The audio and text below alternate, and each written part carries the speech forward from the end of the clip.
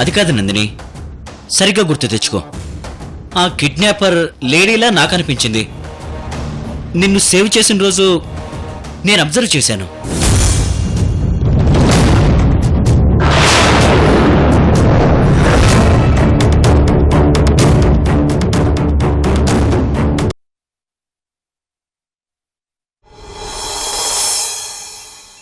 హరహర మహాదేవ శంభో శంకర.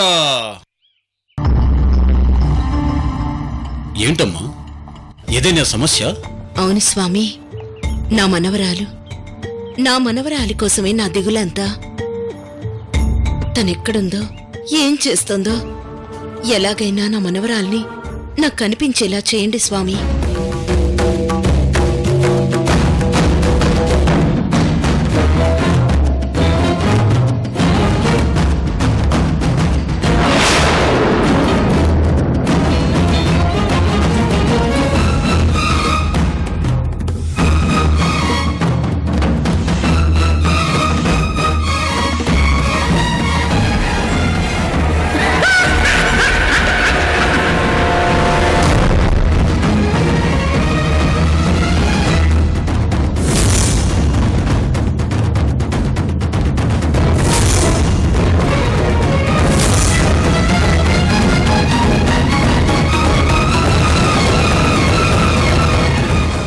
నాతో రామ్మా.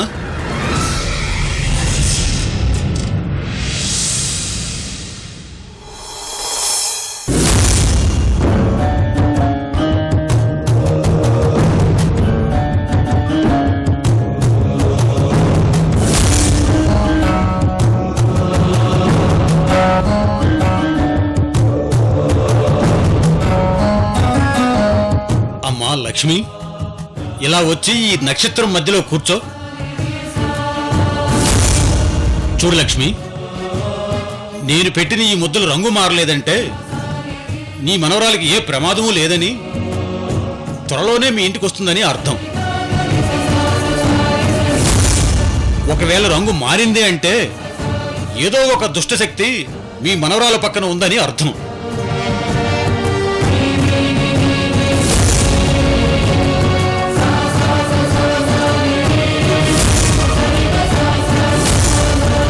రామ్మా, ఇలా వచ్చి కూర్చో.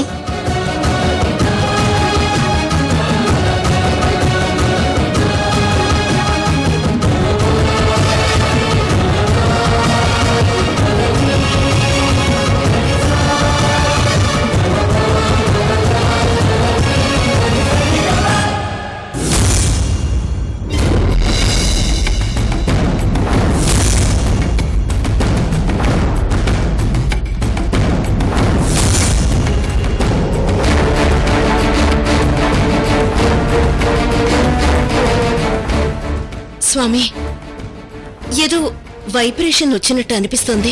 చూడమ్మా, ఎలాంటి కదలిక వచ్చినా, ఎలాంటి ఒత్తిడి వచ్చినా నువ్వు మాత్రం కదలొద్దు.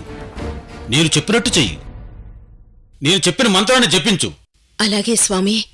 ఓం నమః శివాయ నమః, ఓం శివాయ ఓం భద్రాయ నమః, ఓం ఓం కేశవాయ నందివాహనాయ నమః, ఓం రుద్రాక్షధారకాయ నమః, ఓం నాగదేశ్వరాయ నమః, ఓం నందీశ్వరాయ నమః.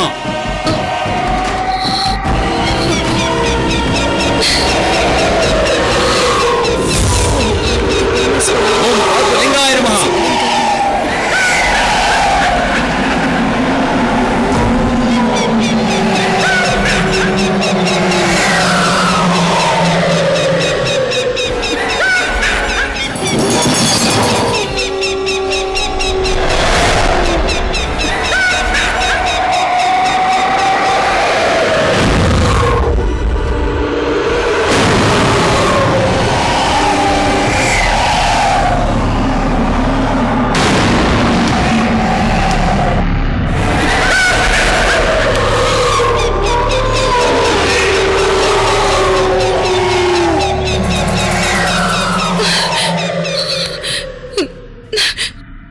స్వామి, నాకేవో శబ్దాలు అరుపులు వినిపిస్తున్నాయి.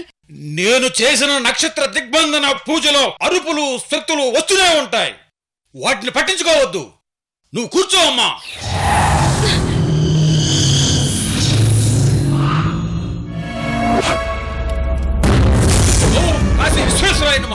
కోటి లింగాయ నమః ఓం భద్రాయ నమః ఓం రుద్రాయ నమః ఓం కాశీ విశ్వేశ్వరాయ నమః ఓం కోటి లింగాయ నమః ఓం నంది ఓం జటాధరాయ నమః ఓం నీలకంఠాయ నమః ఓం కాశీ విశ్వేశ్వరాయ నమః.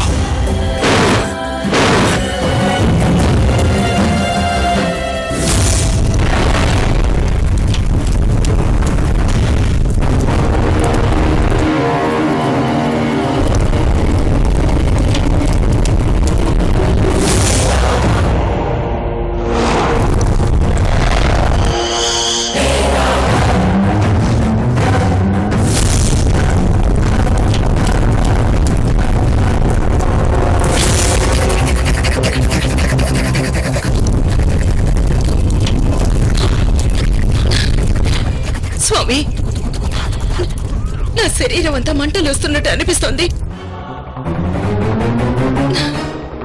ఎవరో నన్ను తీసుకెళ్ళడానికి వచ్చినట్టుంది స్వామి. అమ్మా నువ్వు కంగారు పడకు, నేను చెప్పిందే చెప్పు. ఓం రుద్రాయ నమః ఓం భద్రాయ నమః ఓం జటాధరాయ నమః ఓం నీలకంఠాయ నమః ఓం కాశీ విశ్వేశ్వరాయ నమః ఓం భీం ఓం నమః శివాయ నమో నమః ఓం రుద్రాయ నమః ఓం నమః శివాయ.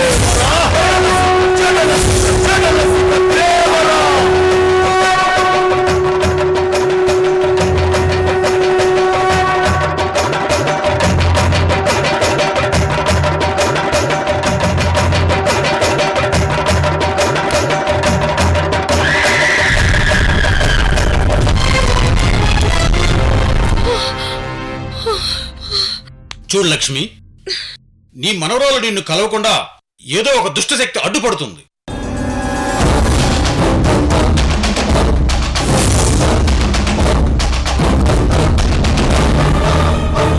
అందుకే తాను ఆరోగ్యంగా ఉన్నా నీకు దూరంగా ఉండవలసి వస్తుంది. అలా చూడు.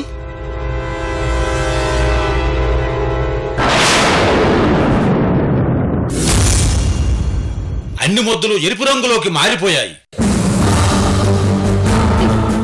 ఇప్పుడు నేనేం చేయాలి స్వామి? నాకు చాలా భయంగా ఉంది. ఇంతకు ముందు రాజ్యం సుభిక్షంగా ఉండాలన్నా, ఒకరి మీద విజయం సాధించాలన్నా, ఆరోగ్యం బాగుండాలన్నా, కనిపించకుండా పోయిన వారు తిరిగి రావాలన్నా ప్రచండ యోగం చేసేవాళ్ళు. ఇప్పుడు నీ మనవరాలు తిరిగి కనిపించడానికి నువ్వు ఆ ప్రచండ యాగం చెయ్యాలి. చేస్తావా? చేస్తాను స్వామి, తప్పకుండా చేస్తాను. నా మనవరాలి కోసం ఈ ప్రచండ యాగం నేనే చేస్తాను. కానీ ఆ యాగం చాలా నిష్ఠగా చెయ్యాలి. అది చేసినన్ని రోజులు నువ్వు ఎవ్వరితోనూ మాట్లాడకూడదు. ఈ ప్రచండ యాగం తప్ప మరో ఆలోచన ఉండకూడదు. ఇక్కడే తినాలి, ఇక్కడే నిద్రపోవాలి. ఒక విధంగా దీక్షలాగా చెయ్యాలి. తప్పకుండా స్వామి. అంతేకాదు, ఒక్కోసారి నీ ప్రాణానికి కూడా ప్రమాదం కావచ్చు.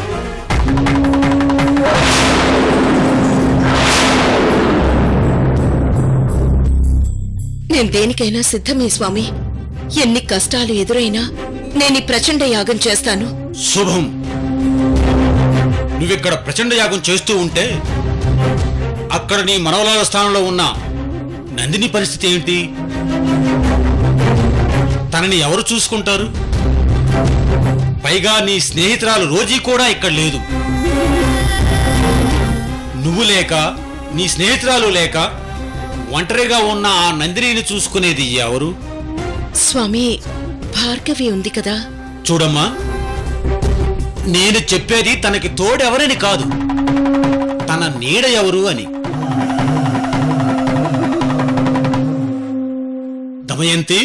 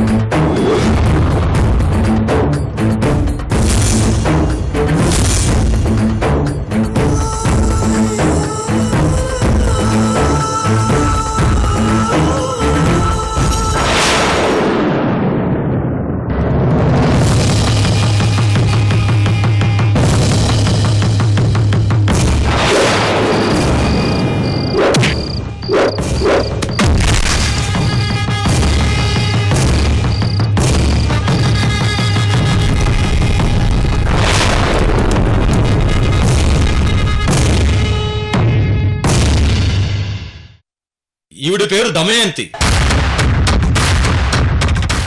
ఈ మధ్య జీవితంలో ఎన్నో నష్టాలు కష్టాలు పడి నన్ను ఆదుకోండి అంటూ నా ఆశ్రమానికొచ్చి నా కాళ్ళ మీద పడింది. జాలిపడి ఆశ్రమంలో చోటిచ్చాను. ఈవిడికి మీ ఇంట్లో ఆశ్రమం ఇస్తే నందినిని జాగ్రత్తగా చూసుకుంటుంది.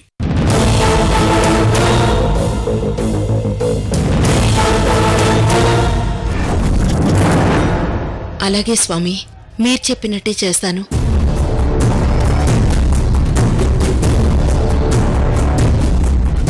నన్ను ఆశీర్వదించండి. అయ్యో లేమాలే. ఈవిడికి మడి సాంప్రదాయాలు ఎక్కువ. ఈ రోజుల్లో ఇలాంటి సాంప్రదాయాలు పాటించే వాళ్ళు చాలా తక్కువ మంది ఉన్నారు స్వామి. ఈవిడికి నందిని బాధ్యతలు అప్పగించు. నేనిక్కడ ప్రచండ యాగానికి సంబంధించిన పనుల్లో ఉంటాను. అలాగే స్వామి.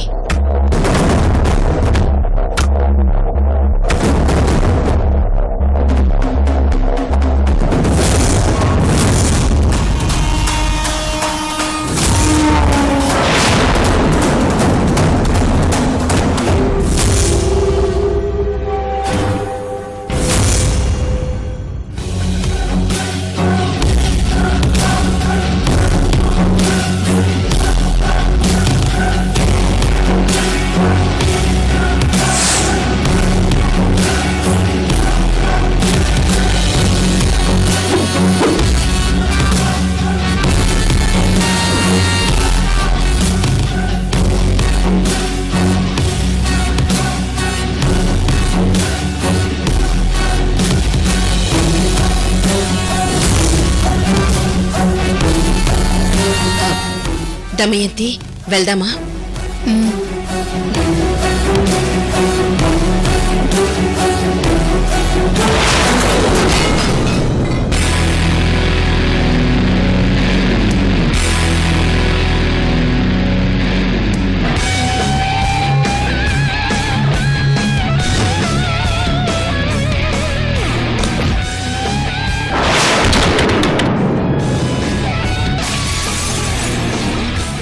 కొంచెంలో మిస్ అయ్యాను. నా తెలివితేటలతో నందినిని పట్టుకున్నాను కాబట్టి సరిపోయింది. లేదంటే ఇప్పటికి జైల్లో ఉండేవాణ్ణి. నా ప్లాన్స్ అన్ని తలకిందులయ్యేవి.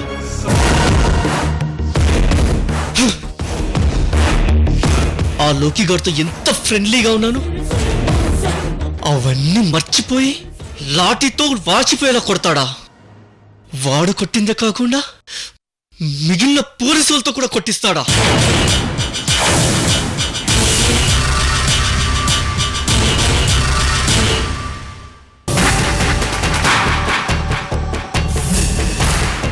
రే లోకి, నిన్ను వదలను. ప్రతీకారం తీర్చుకుంటాను, వదిలిపెట్టను. టైం కోసం ఎదురు చూస్తున్నానంతే.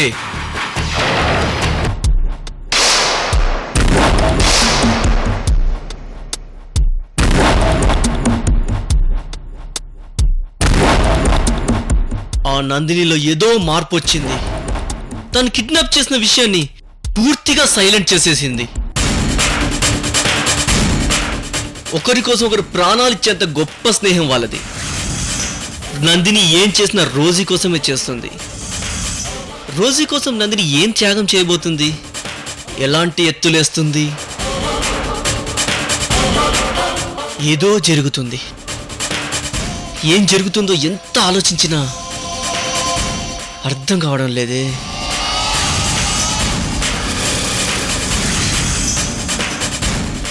ఏం జరుగుతుంది? ఏం జరుగుతుంది?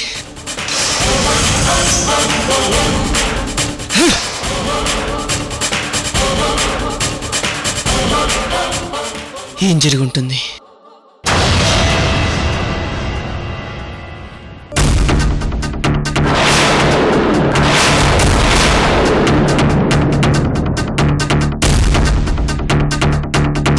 విజయ్,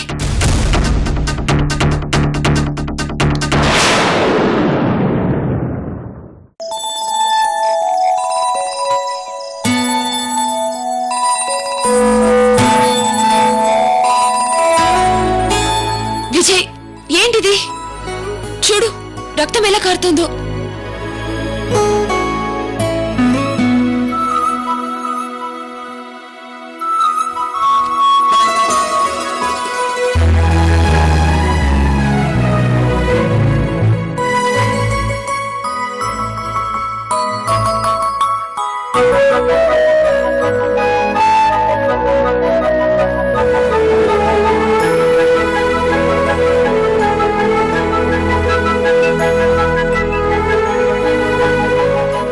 చేతికి దెబ్బ తగిలి రక్తం కారుతుంటే పట్టించుకోకుండా సీరియస్ గా ఆలోచిస్తున్నావు. ఏంటి విజయ్ ఇదంతా? ఇప్పుడు దీనికి ఏం చెప్పాలి?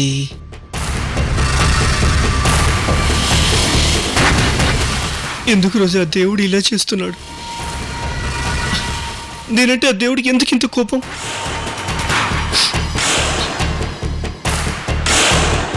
దీన్ని నాకు దూరం చేస్తున్నాడు.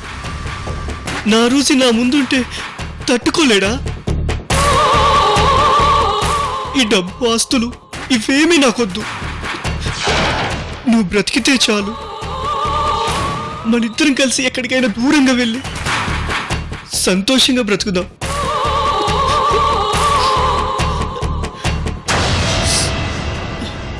బాధపడకు విజయ్, నువ్వు నా మీద ఇంత ప్రేమను పెంచుకుంటావని అనుకోలేదు.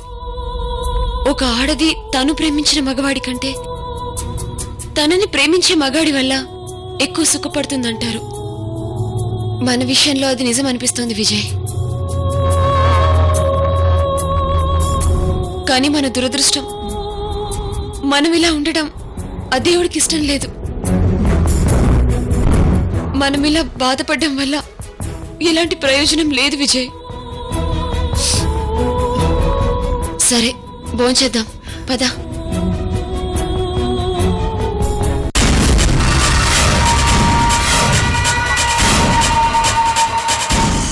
నీ మెడలో నేను 3 ముళ్ళు వేయాలి. ఆ తర్వాత మిమ్మల్ని అందరినీ ముళ్ళ మీద నడిపించాలి. అప్పటి వరకు నేను ఇలాగే సహనంగా ఉండాలి.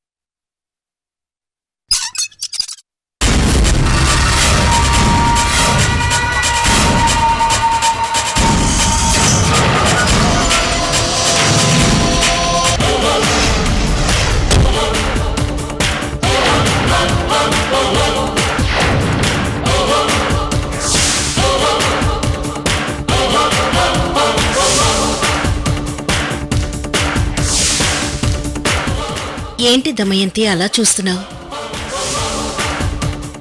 ఇక నువ్వు ఉండబోయే ఇల్లు ఇదే. రా.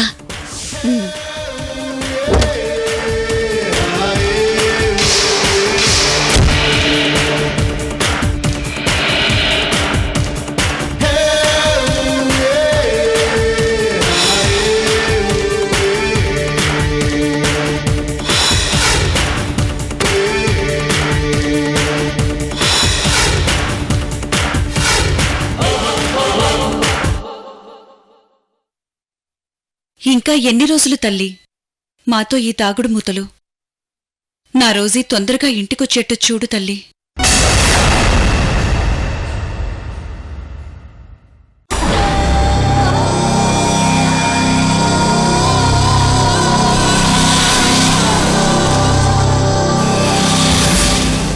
ఒక్క క్షణం ఆగండి.